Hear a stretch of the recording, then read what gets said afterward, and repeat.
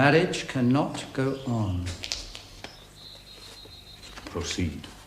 I cannot proceed without some inquiry as to what has been said. I'm in a condition to prove my allegation. An insuperable impediment to this marriage exists. Please explain, sir. It consists in the existence of a previous marriage. Mr. Rochester has a wife now living.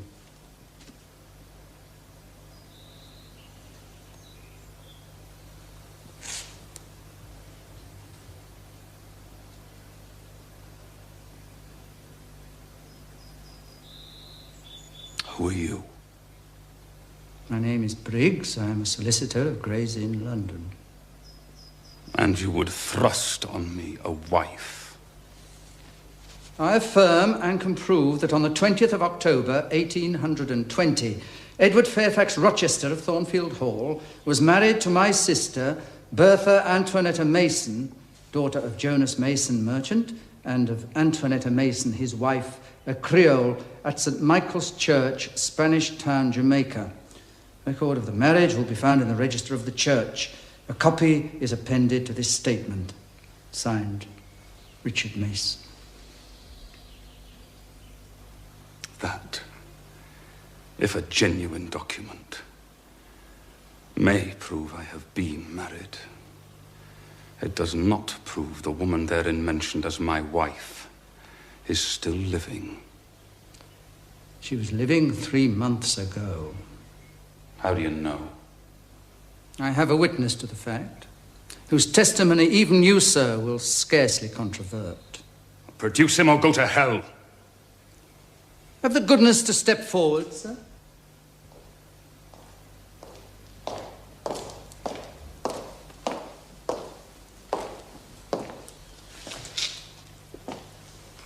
What have you to say? Edward, please understand. I again demand, what in the devil's name have you to say? Mr. Rochester, do not forget you are in a sacred place. Sir, Mr. Rochester may have been married, but are you quite sure that his wife is still living? She is in Thornfield Hall. Impossible. I've served this parish for many years. I've never heard of a Mrs. Rochester at Thornfield Hall.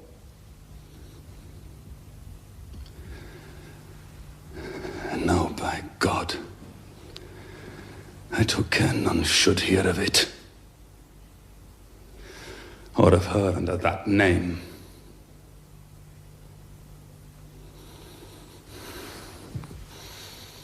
Wood, close your book. Take off your surplice. John Green, leave the church. There will be no wedding today. Come, all of you. Follow me.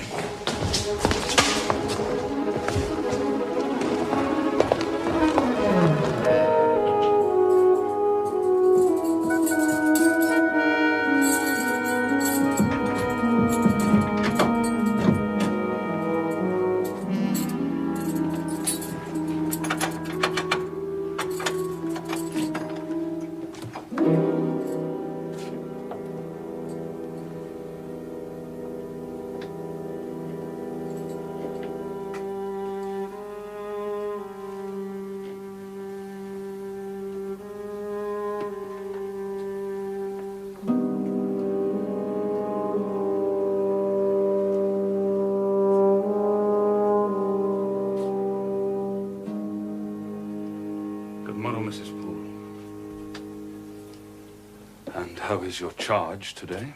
Oh, tolerable today, sir.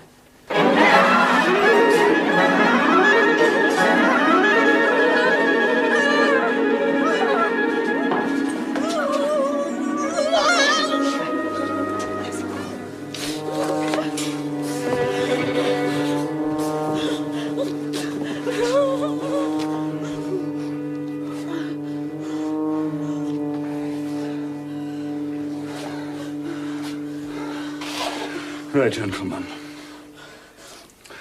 There you see my lawful wedded wife. Look at her. Look at her!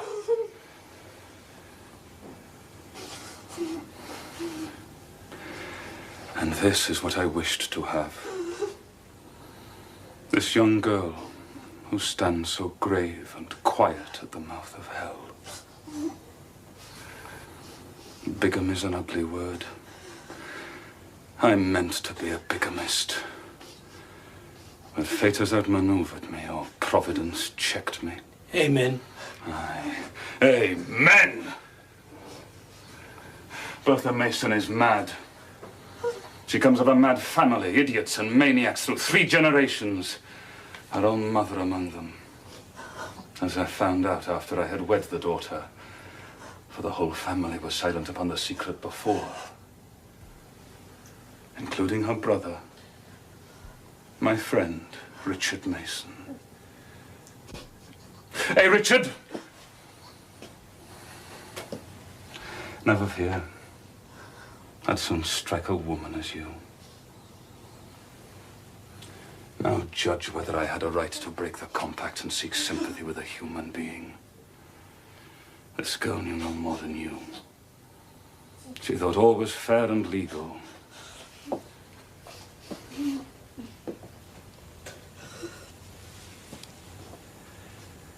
She never dreamt she was going to be trapped into a feigned union with a defrauded wretch.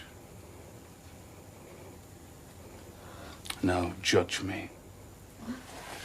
And remember with what judgment ye judge, ye shall be judged. Off with you now.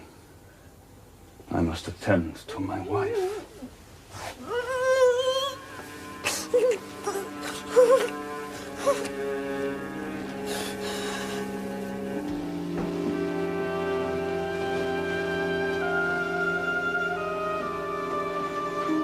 Madam.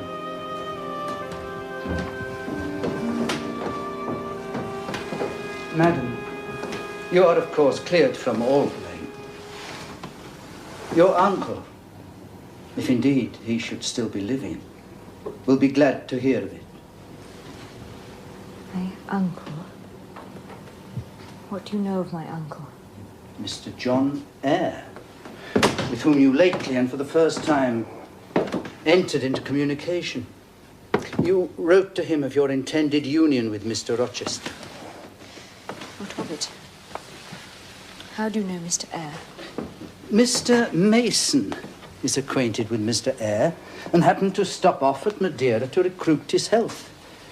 He called on him and Mr. Eyre spoke of you and your forthcoming marriage to a Mr. Rochester of Thornfield.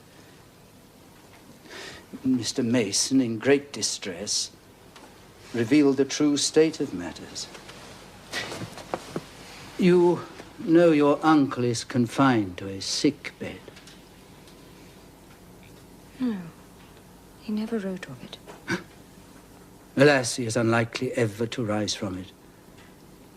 He was much alarmed and implored Mr. Mason to hasten back to England to save you from the snare into which you had fallen, referring him to me for assistance. I am thankful that I was not too late, as doubtless you must be also. That is all, sir. I am certain your uncle will be dead before you could go to him at Madeira. I think you'd better remain in England until you hear from Mr. Eyre. Or from me. Thank you.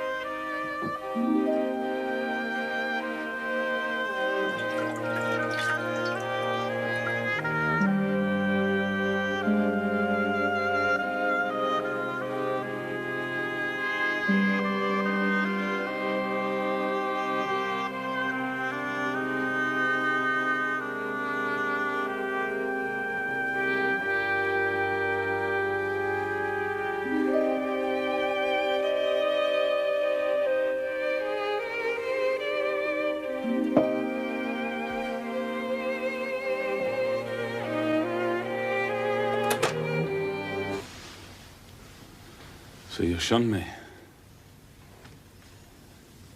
shut yourself up and grieve alone.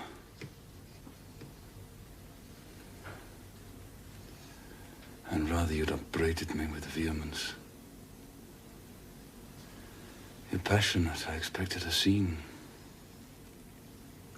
I was prepared for the hot rain of tears. But I wanted them on my breast.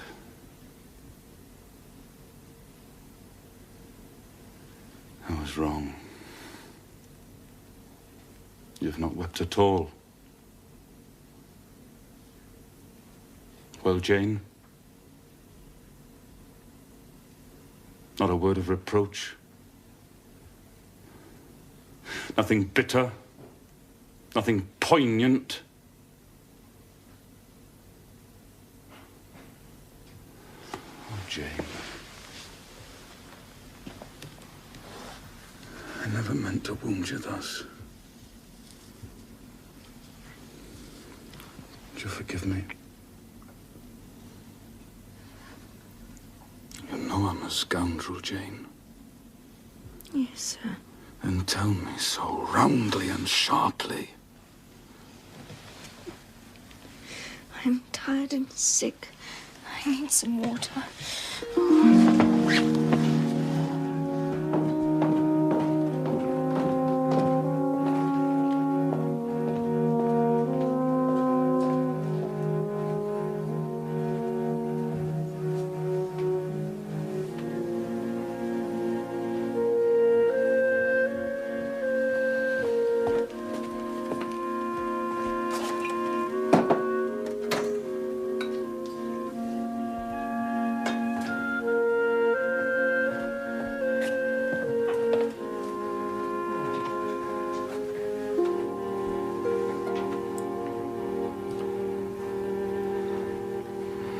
How are you now, Jane?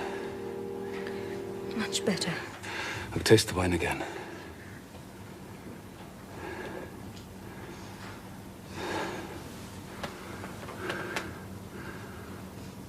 You won't kiss the husband of Bertha Mason? No.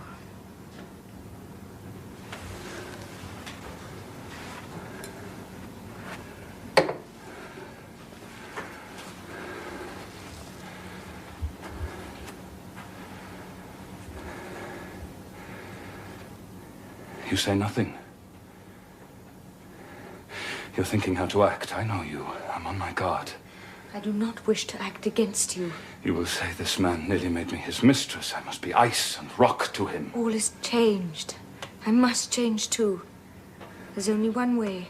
Adele must have a new governess. Oh, Adele will go to school. I've arranged that already. And you, Jane. You shall not stay in this accursed place, this stone hell with its imprisoned fiend.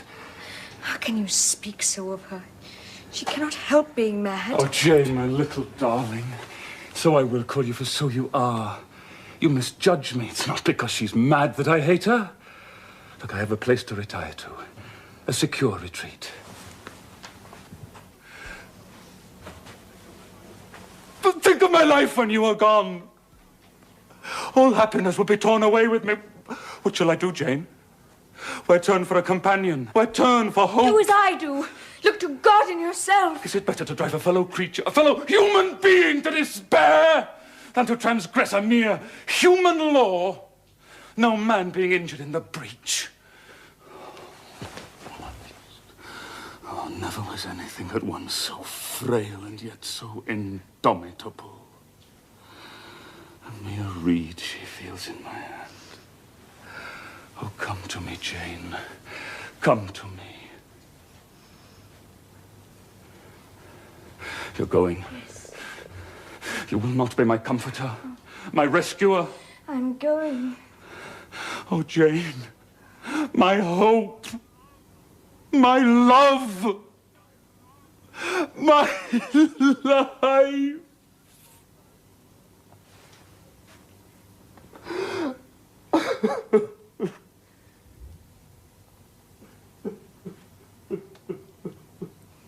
God bless you. God keep you from harm and wrong. And reward you for your kindness to me. Your love would have been my best reward. Without it, my heart is broken. Please, please do not follow me. You will give me your love. You will. You will!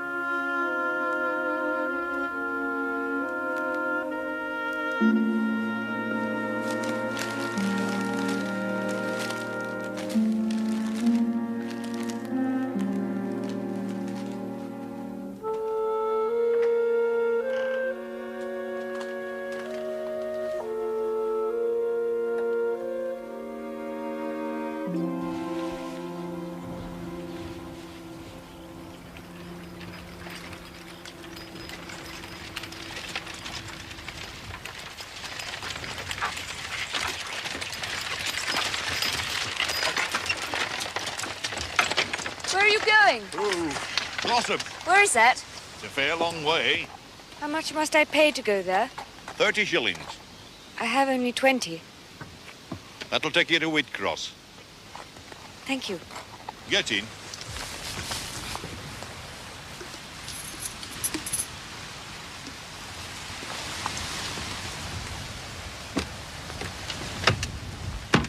Go on.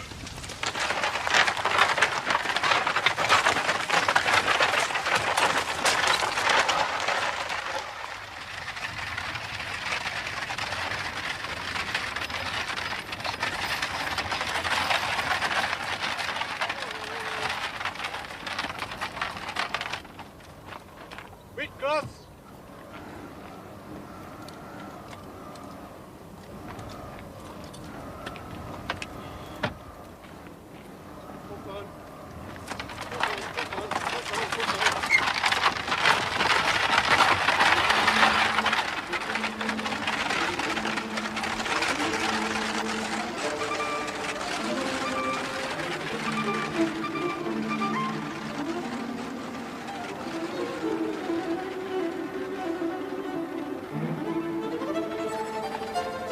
I had left my parcel on the coach, and I had no money.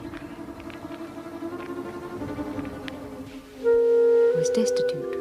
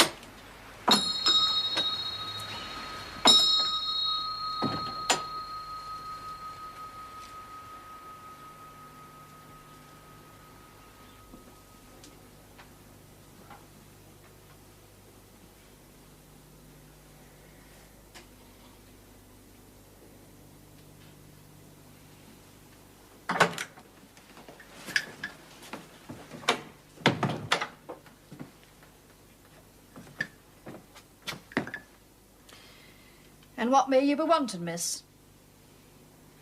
I'm very tired. May I please sit down for a moment?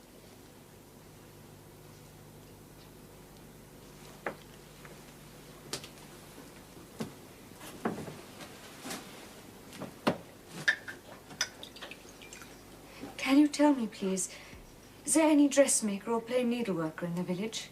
Aye. Quite as many as there's work for. Do you know of any place where a servant is wanted? Nay, I couldn't say. Is there any other work? Only for men in the farms and in Mr. Oliver's foundry. What do the women do? I know not. Some does one thing, some another. Poor folk must get on as best they can. Good morning, Mrs. Drake. Ah, Miss Welling. I know what it is you want, don't I? 2 nice fresh rolls, as usual. We love 'em for our tea.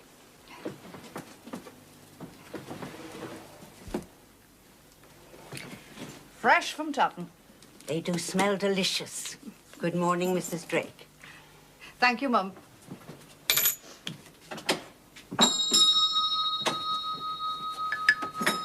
Please, would you give me a roll for this handkerchief? Nay, I don't sell stuff in that way. Half a roll or a stale bun? How do I know where you got that handkerchief? Will you take my gloves? What could I do with 'em? And I doubt if they're honestly come by either. They are mine. You take yourself off, young woman. I can't afford to feed vagrants.